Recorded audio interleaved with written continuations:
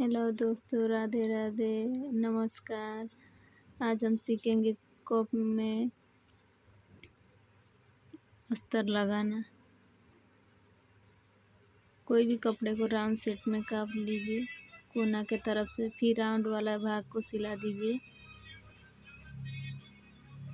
सिलाने के बाद कप लीजिए,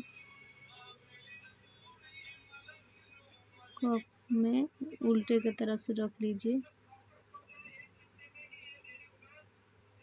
उसके बाद किनारा किनारा में सिलाई लगा लीजिए।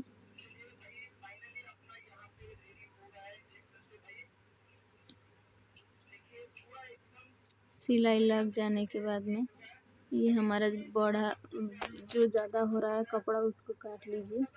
थोड़ा सावधानी से काटिए, नहीं तो ये कप भी कट जाएगा। कप कटने का डर रहता है।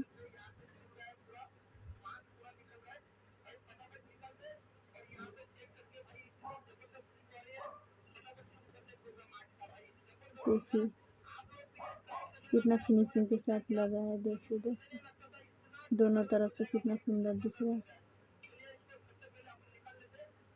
अब इसको ऐसे ऐसे रख लीजिए और दोनों साइड पे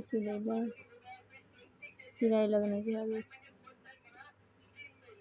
बाय बाय दोस्तों, नमस्कार। डिज़ाइन अगर अच्छी लगे हो तो लाइक और सब्सक्राइब ज़रूर करिएगा दोस्तों। ऐसे ऐसे नया डिज़ाइन के लिए सब्सक्राइब करें, नया टिप्स के लिए।